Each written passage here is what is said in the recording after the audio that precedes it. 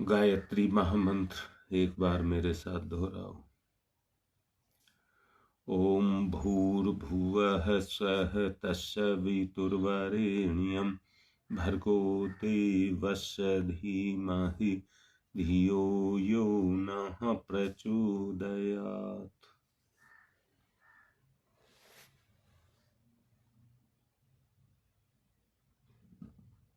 बात आत्मिक प्रगति की चल रही है। दुष्प्रवृत्तियों से छुटकारा पाना ही आत्म प्रगति है।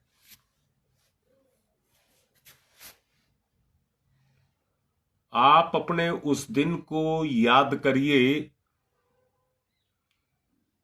जहां से मां गायत्री के परिवार में आपके जीवन ने प्रवेश किया और चलते हुए आपके जीवन की यात्रा आज कहां पर है।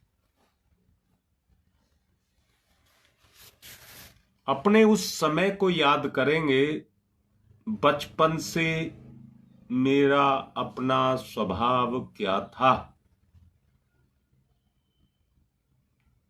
और आज मेरी स्थिति क्या है। उसमें जो परिवर्तन आपको दिखाई देता होगा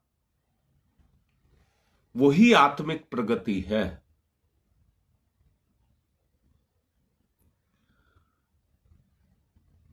अब वो कितनी है ये आपको मानना देखना पड़ेगा।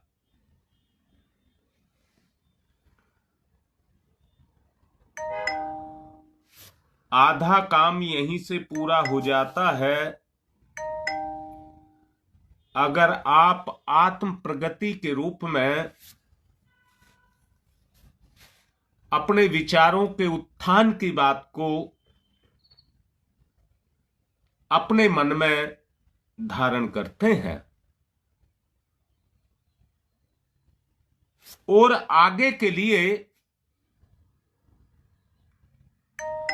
आप अपने सुधार की व्यवस्था को बनाते हैं,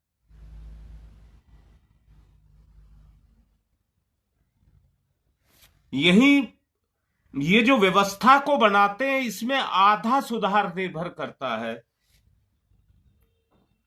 आधा सुधार इस स्थिति तक आने में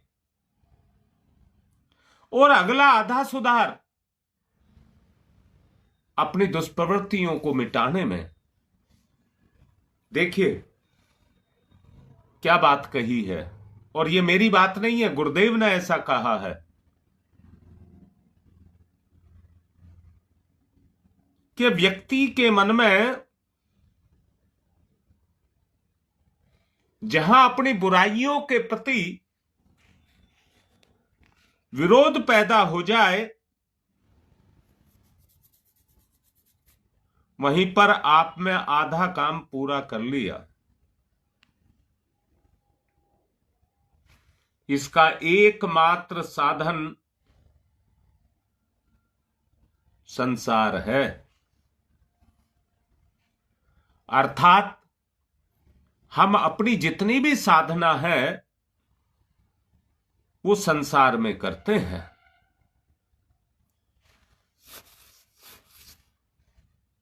सही बात तो ये है कि व्यक्ति अपने जीवन का बोध कर ही नहीं पाता।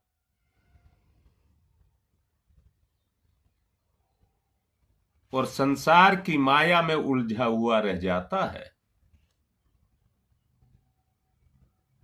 हां बेटा योगेश, मैं नहीं कह रहा हूं, गुरुदेव ने ऐसा कहा है।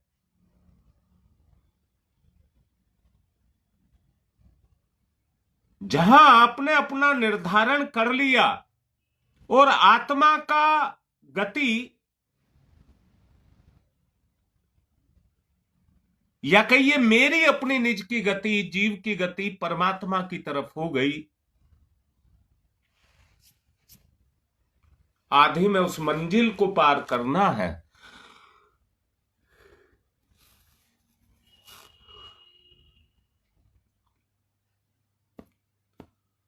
जैसे जैसे आपके व्यवहार में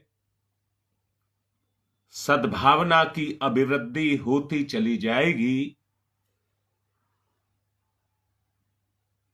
वैसे ही वैसे सेवा भी आपके अंदर क्रियान्वित होने लग जाएगी।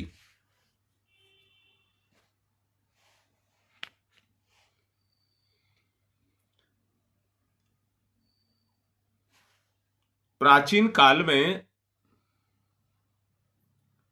जितने संत महात्मा हुए हैं, उन्होंने इसी मार्ग को अपनाया है। यहां मैं दोबारा कहूंगा, आज के परिवेश को अगर सच्चाई से झांक करके देखा जाए तो आदमी को अपने जीवन का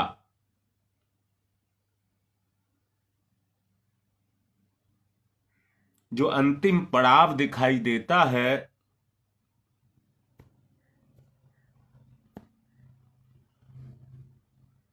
वो एक ही दिखता है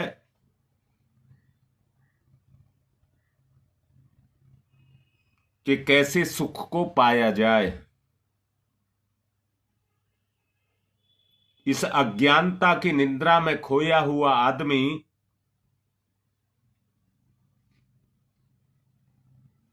उसी में पड़ा हुआ है, अपने स्वार्थ में पड़ा हुआ है।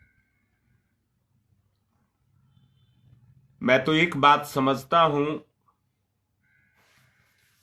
जो मैंने अभी सद्भावना की बात आपसे की,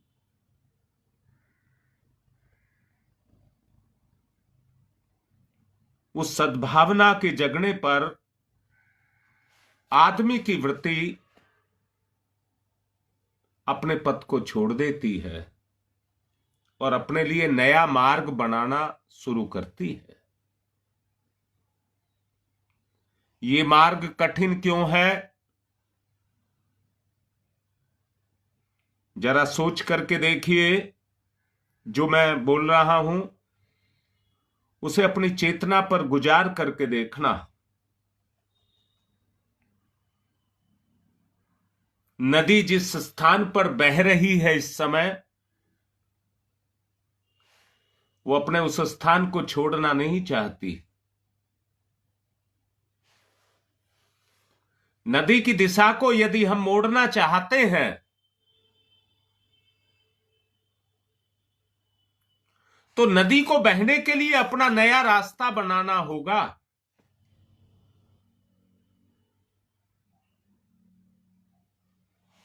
और एक बात आप जानते होंगे,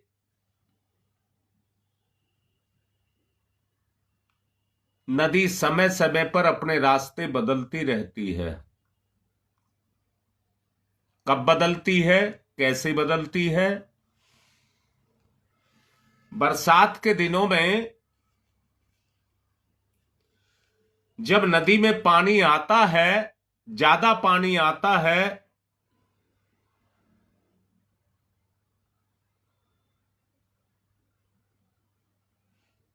तो बेटा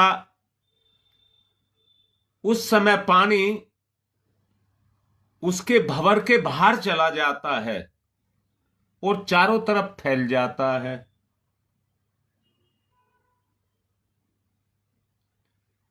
उस समय नदी का बढ़ा हुआ जल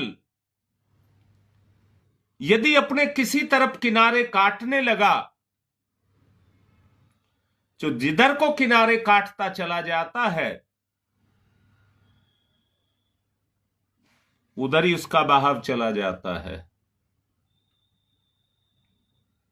योगेश ने अच्छी बात लिखी है, चेतना के ऊपर प्रलोभन काम करते हैं,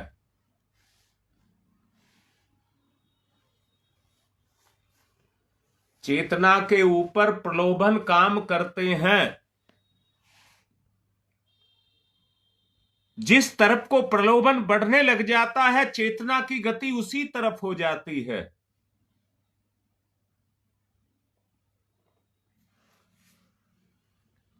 हमें अच्छे से ये देखना पड़ेगा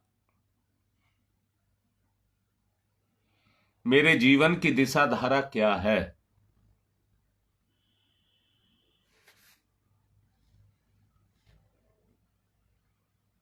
मैं अभी कह रहा था, जितने भी ब्राह्मण संत महात्मा हुए हैं, उन्होंने लोक सेवा का व्रत लिया।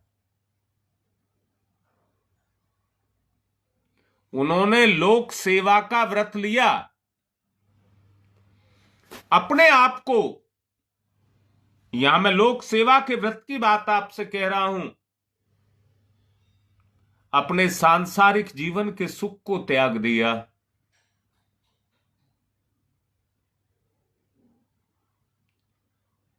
और उस लोक सेवा के पथ पर चले। एक रास्ता तो वो था जो ढर्रे का रास्ता था, जिसको वो जी रहे थे, जो संस्कारों के कारण उसको मिला।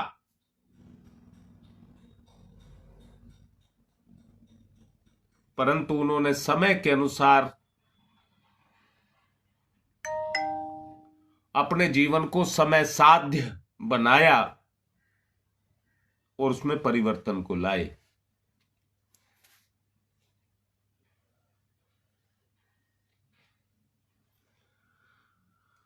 परोपकार विशुद्ध रूप से आत्मिक कार्य है।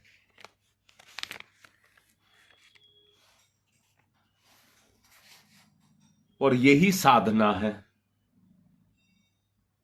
जितना आप बदलाव ला सकें अपनी वृत्ति में, आप जितना बदलाव ला सकें वो ही साधना है।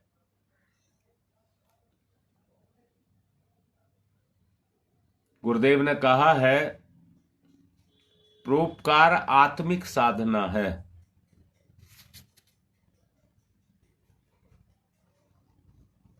सेवा धर्म को अपनाए बगैर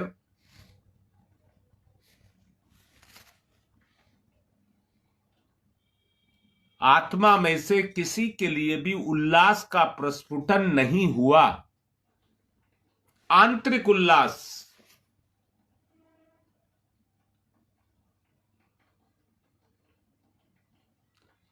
इस पथ पर चलने के लिए, अपनी उन्नति के लिए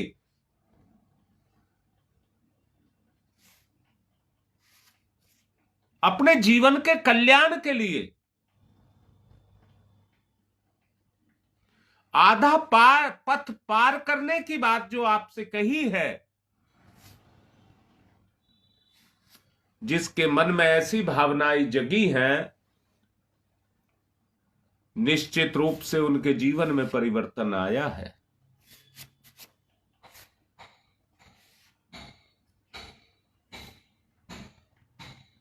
अंदर से सद्भावनाएं सत्प्रवृत्तियों को जन्म देती हैं।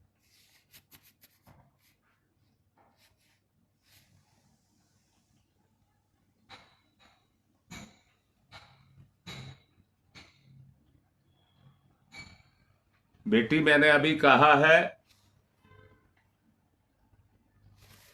सुदेश से एक बात सुन लेना बेटा,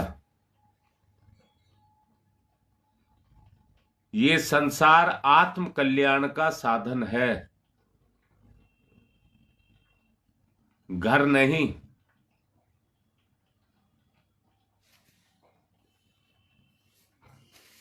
क्योंकि घर के साथ में हमारे स्वार्थ जुड़े हैं और बेटा, स्वार्थों में परमार्थ हो नहीं सकता। इसलिए स्वार्थ के दायरे को तो छोड़ना ही पड़ेगा।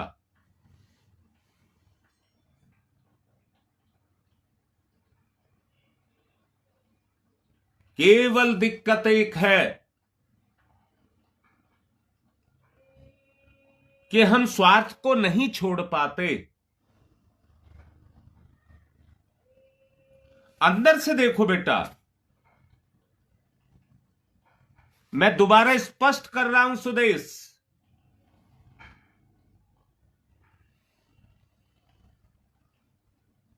घर के सुख में जड़ता है, गति नहीं है। हम यज्ञ की पूर्ण आहुति करते हैं, जब सारी आहुतियां बैठ करके दे लेते हैं तो पूर्ण आहुति के लिए खड़े क्यों होते हैं?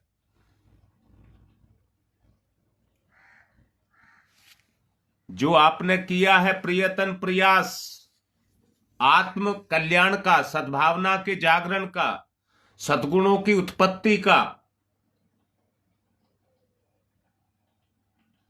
वो आपको घर में भी करना पड़ेगा।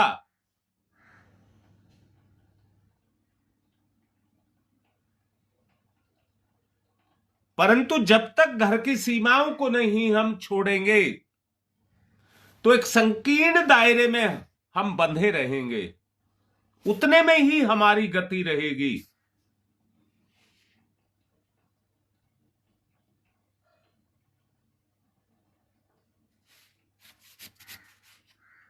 हाँ सविता,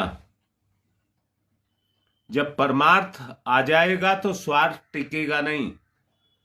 पर बेटा, परमार्थ को लाना स्वार्थ के होते बहुत आसान नहीं है।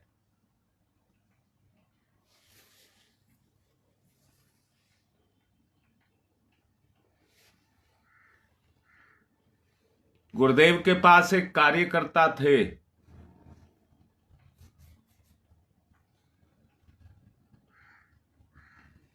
जो कॉलेज में फिजिक्स पढ़ाते थे।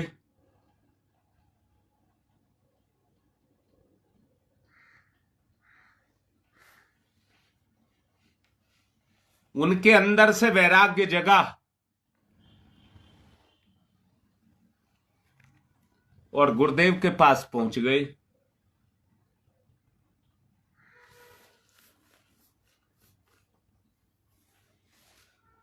और कहने लगे, गुरुदेव मुझे कोई काम दे दीजिए, मैं कॉलेज में फिजिक्स पढ़ाता हूं, मैं उस काम को छोड़ करके आपका काम करना चाहता हूं। गुरुदेव कहने लगे, फिजिक्स पढ़ाने का काम तो मेरे पास है नहीं। तो उन्होंने कहा कि मुझे फिजिक्स नहीं पढ़ानी, मुझे तो कोई भी काम दे दीजिए। तो गुरुदेव ने कहा, सब जगह पर कोई ना कोई आदमी अपने काम को कर रहा है, तुम सोच समझ लीजिए। उन्होंने कहा, गुरुजी मैंने सोच समझ लिया है।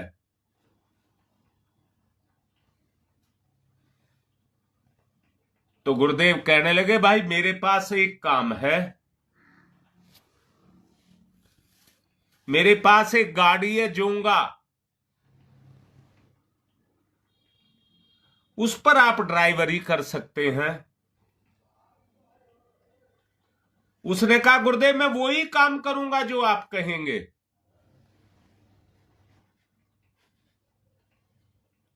गुरुदेव ने चाबी उठा करके उनको दे दी, मिशन का काम करना,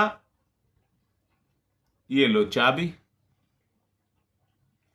मिशन का काम करते रहे, 3-4 साल गुजर गए। एक दिन उनके मन में एक बात आई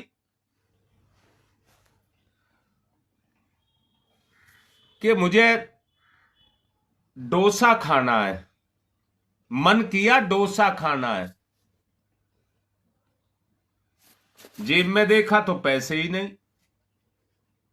देखिए क्या बात कह रहा हूं, जेब में देखा तो पैसे ही नहीं। तो मन में आया कि इससे अच्छा तो मैं तब था जब नौकरी करता था, मेरी जेब में पैसे भी होते थे। अब पैसे के बगैर कैसे काम चलेगा?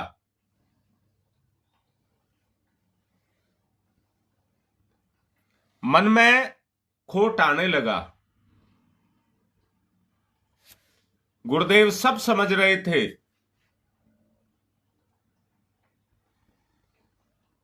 9 बजे के करीब गुरुदेव ने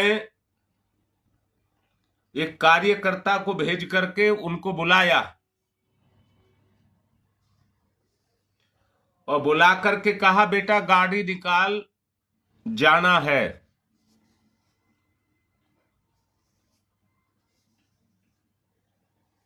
उन्होंने कहा, गुरुदेव अभी लाया। ला करके गाड़ी खड़ी कर दी।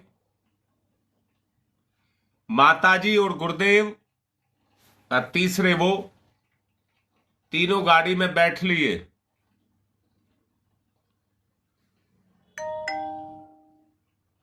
अब वो गुरुदेव से पूछते हैं, गुरुदेव किधर जाना है? यूं किधर भी चल।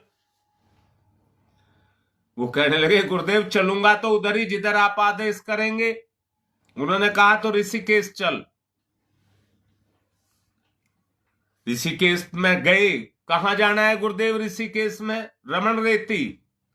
अब कहने लगे, रमण रेती तो इतनी बड़ी है, उसमें भी कहां जाना है? उन्होंने एक ढाबे का नाम लिया, वहां पर चल। ढाबे के सामने पहुंच गए गुरुदेव। उसने गाड़ी खड़ी कर दी। गुरुदेव ने कहा, बेटा मेरा मन कर रहा है डोसा खाने का, ये ले पैसे, एक माताजी का, एक मेरा और एक अपना, 3 डोसे ले आ। वो गया 3 डोसे ले आया। बेटा जो बात मुझे कहानी सुनाने से मतलब नहीं है, कहानी के पीछे जो भाव है उसको समझने से मतलब है। वो अंदर गए और 3 डोसे ले आए। गुरुदेव उसे देख करके कहने लगे, अरे बेटा इसमें तो प्याज है, मैं तो प्याज नहीं खाता। अच्छा चल मेरा डोसा तू ही खा ले। माताजी भी कहने लगी, मैं ही प्याज कहां खाती हूं, चल मेरा बेटा तू ही ये खा ले। दोनों के डोसे वो खा गए, 3 डोसे खा गए। पर ऐसे डोसे खाए कि फिर डोसा खाने का मन ही नहीं हुआ। कारण समझ गए, गुरुदेव ने मेरे विचार को पढ़ लिया। जहां मेरे अंदर फिर से मेरा संस्कार जागृत हो रहा था, जेब में पैसे ही नहीं है, जेब में पैसे ही नहीं है। कहा फिर तो अच्छा तभी था जब फिजिक्स पढ़ाता था, नौकरी की तनख्वाह मिलती थी और मैं उसको खाता था। पर एक साथ रील गुजर गई, ये तो फिर डोसे का मन ही करता रहता और खाता ही रहता, डोसे का मन करता और खाता ही रहता। परंतु जो गुरुदेव ने डोसा खिलाया, वो सदा के लिए डोसा खिला दिया और जिंदगी भर उनका डोसा खाने का मन, या कहिए कोई भी ऐसी चीज खाने का मन ही नहीं हुआ कि मुझे तो ये चाहिए। अर्थात मन की मांग मर गई। हां लाडली बेटी, यही बात कह रहा हूं, उनकी आत्मा क्रियाशील हो गई और आत्मा की आवाज उसे सुनाई देने लगी।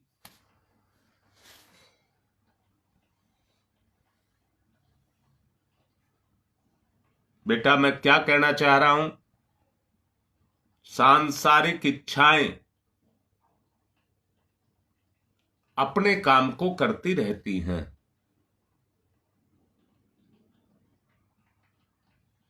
गुरु की कृपा से आत्मिक भावनाओं का जागरण होता है। डोसा वही था, अगर उसकी जेब में पैसा होता तो वो 3 नहीं 4 खा लेता, परंतु उसकी इच्छा नहीं पूर्ण होती।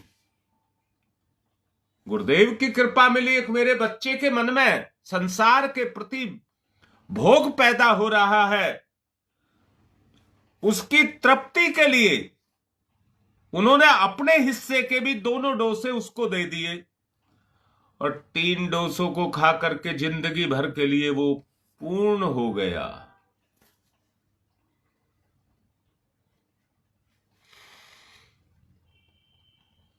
संसार का सुख व्यक्ति की चेतना पर अपने काम को करता रहता है, पर जब आत्मिक सुख काम करने लग जाता है, वहीं पर आत्म जागृति का क्रम शुरू होता है।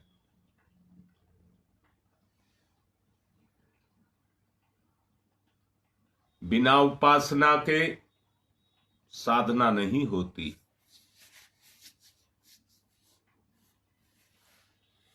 अरे विचार कोई जगेगा, अच्छा विचार, सद्भावना इसलिए कहा, अच्छा विचार जगेगा तो उसी का तो पोषण करेगा, उसी का तो जीव पोषण करेगा, उसी को साधना कहते हैं। उपासना से साधना का क्रम इसी प्रकार चलता है।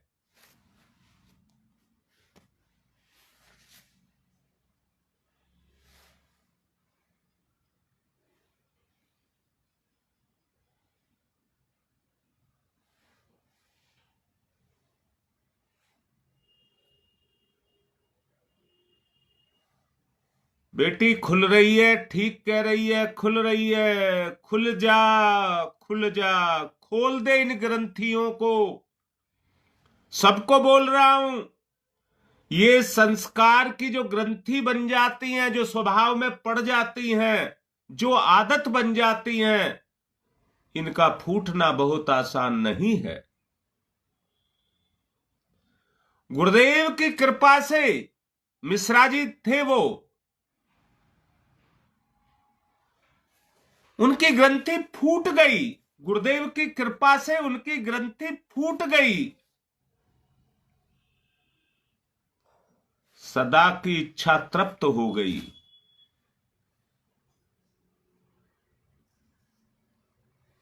मैंने अभी बोला है, बेटा जीवन की यात्रा को वहां से देखिए जहां से ये जन्म हुआ है, और फिर वहां से देखिए जहां से आप गुरुदेव के साथ जुड़े हैं, और फिर वहां से देखिए जहां आज आप खड़े हैं।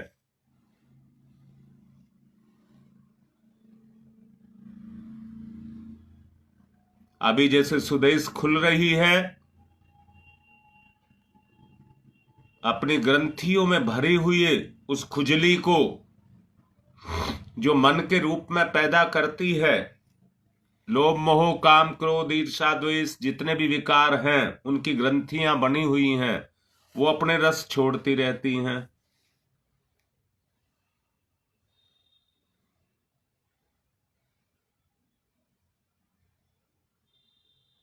वो अपनी कमजोरी छोड़ती रहती हैं,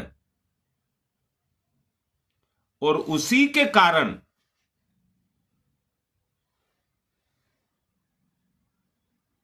सुदेश एक बात और कह रहा हूं बेटा, अपनी अंदर की बात एक और खोल दे। क्या आत्मा कचोटती है या नहीं कचोटती?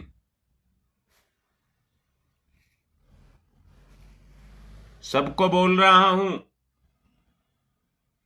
क्या अपनी अंतर चेतना अपने को कचोटती है या नहीं कचोटती?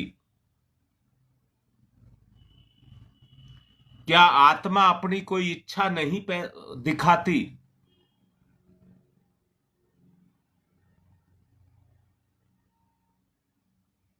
हमें उस पर चलना होगा।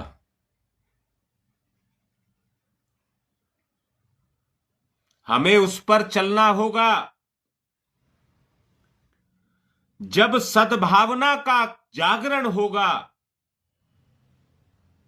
जीवन का क्रम ही बदल जाएगा। सेवा भाव पैदा हो जाएगा, सेवा भाव पैदा हो जाएगा। और सुदेश एक बात और कह रहा हूं, आत्मा धिक्कारती होगी, आत्मा धिक्कारती होगी।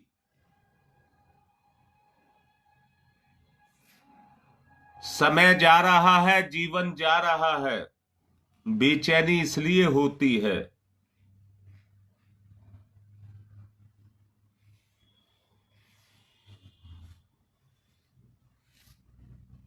अपने एहसास को जगाएं और उसको क्रियाशील करें। अपने एहसास को जगाएं और उसको क्रियाशील करें, पर हित में, परोपकार में अपने जीवन को लगाएं। वो तभी संभव है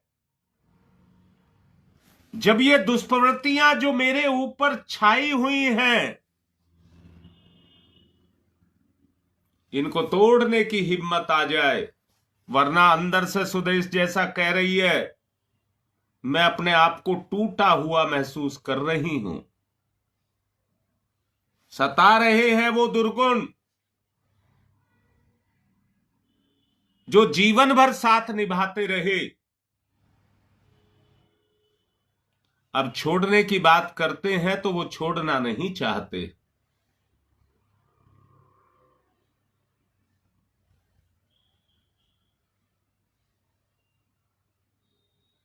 देख ले सुदेश, मैंने अभी कहा है जीवन के रहते ही सब कुछ है।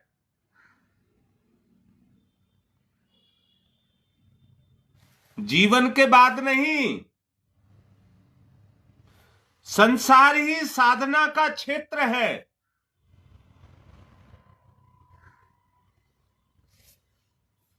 अभी आपको कहा भी था इस बात को कि संसार ही साधना का क्षेत्र है।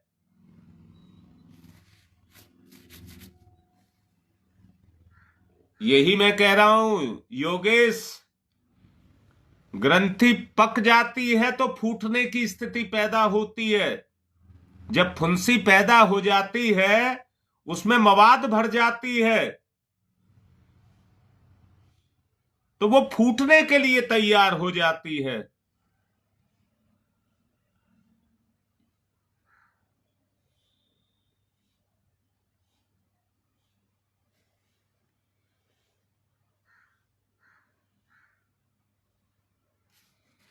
देख लो बेटा, अगर इस स्थिति के पार जाना है तो सुख, घर का सुख, शरीर का सुख, ये सब छोड़ना पड़ेगा। नहीं तो ये तुम्हें कमजोर करता चला जाएगा।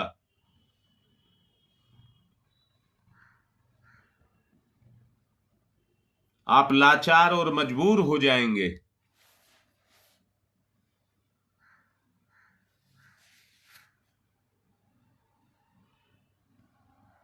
बाकी जो इस कथा में आ रहे हैं वो महसूस भी कर रहे होंगे।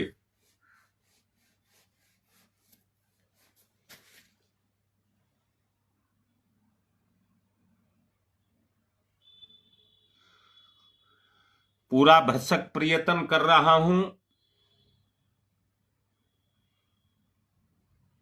कि इन परिस्थितियों से बाहर निकाला जाए। पूरा प्रयास है।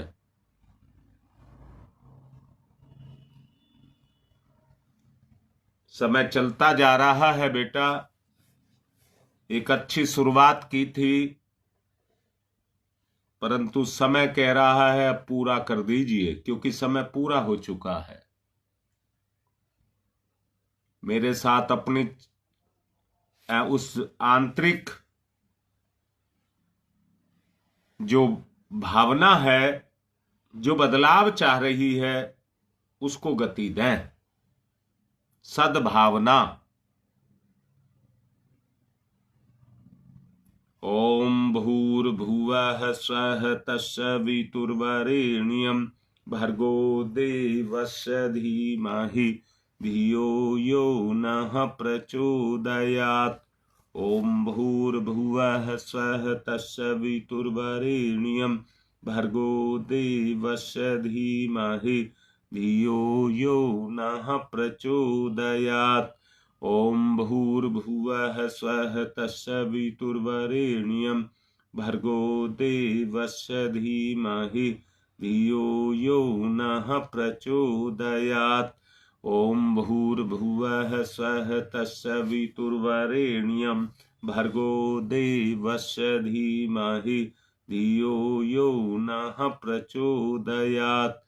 ओम भूर्भुवः स्वः तत्सवितुर्वरेण्यं भर्गो देवस्य धीमहि धियो यो नः प्रचोदयात्। ओम भूर्भुवः स्वः तत्सवितुर्वरेण्यं भर्गो देवस्य धीमहि धियो यो नः प्रचोदयात्। ओम भूर्भुवः स्वः तत्सवितुर्वरेण्यं भर्गो देवस्य धीमहि धियो यो नः प्रचोदयात्। ओम भूर्भुवः स्वः तत्सवितुर्वरेण्यं भर्गो देवस्य धीमहि धियो यो नः प्रचोदयात्। ओम भूर्भुवः स्वः तत्सवितुर्वरेण्यं भर्गो देवस्य धीमहि धियो यो नः प्रचोदयात्।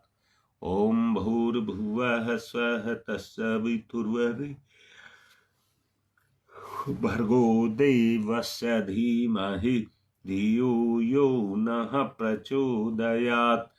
ओम भूर्भुवः स्वः तत्सवितुर्वरेण्यं भर्गो देवस्य धीमहि धियो यो नः प्रचोदयात्।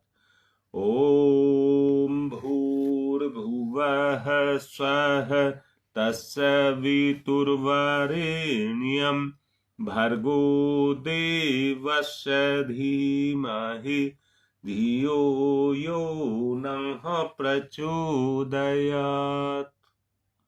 ओम तमसो मा ज्योतिर्गमय। ओम तमसो मा ज्योतिर्गमय। ओम तमसो मा ज्योतिर्गमय। असतो मा सद्गमय।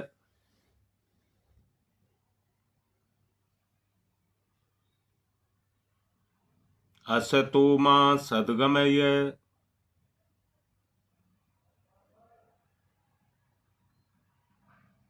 असतो मा सद्गमय। मृत्योर्मामृतं गमयः। मृत्योर्मामृतं गमयः। मृत्योर्मामृतं गमयः। तमसो मा ज्योतिर्गमय ज्योतिर्गमय ज्योतिर्गमय। असतो मा सद्गमय सद्गमय सद्गमय। मृत्योर्मामृतं गमय अमृतं गमय अमृतं गमय। दोनों हाथ रगड़िए, मुख पर फिराइए।